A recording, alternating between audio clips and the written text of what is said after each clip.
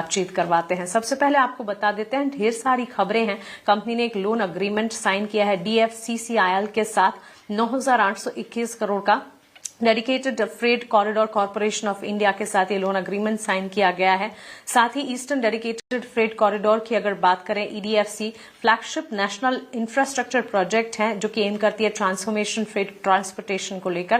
Company के AUM composition की अगर बात करें, बहुत बढ़िया नजर आ रहे हैं। Advance against rail infrastructure asset to be leased की अगर बात करें, आपकी स्क्रीन पर सारे डेटा पॉइंट्स आ रहे हैं।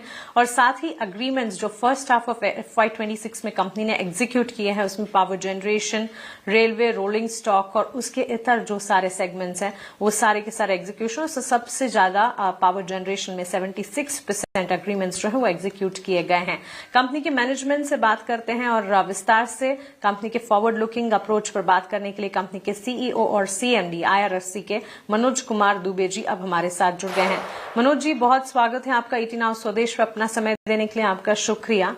और IRFC की अगर बात करें, पिछले दिनों ऑर्डर विंस के चलते, अग्रीमेंट साइनिंग के चलते काफी हद तक फोकस रेडार पर रही।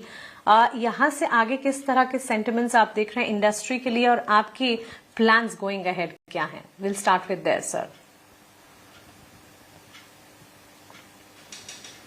धन्यवाद मानसी। आपने अपने ओपनिंग रिमार्क्स में हमने पिछले 9 महीनों में जो कार्य किए हैं उसका करीब करीब आपने लेखा जोखा दे दिया है।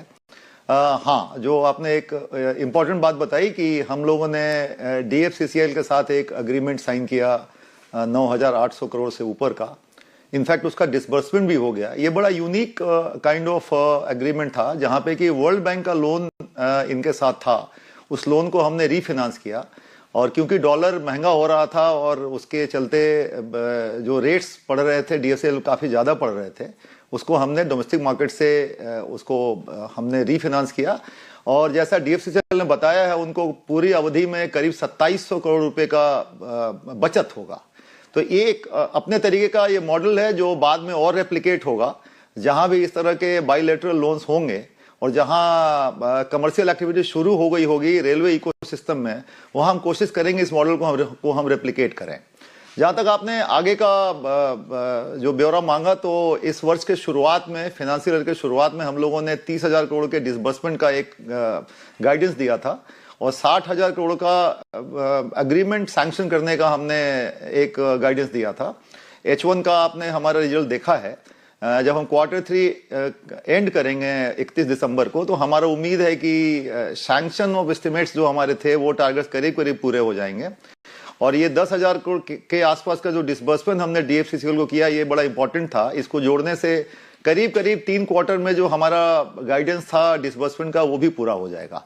आने वाले क्वार्टर्स और वर्षों में जिस तरीके से एपेटाइट है इंफ्रास्ट्रक्चर में, रेलवे सेंट्रिक इंफ्रास्ट्रक्चर में, लॉजिस्टिक इंफ्रास्ट्रक्चर में देश के लिए जो जरूरत है होल ऑफ गवर्नमेंट अप्रोच में, हमें लगता है कि काफी बिजनेस प्लेटर पर है।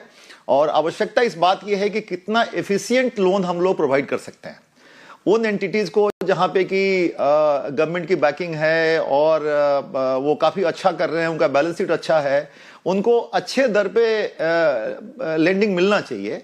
और हमारी कोशिश है कि क्योंकि हमारा ओवरहेड कॉस्ट भी काफी कम है, उसका जो फायदा हो वो हम अपने कस्टमर्स को दें जो कि गवर्नमेंट इकोसिस्टम से ही हैं।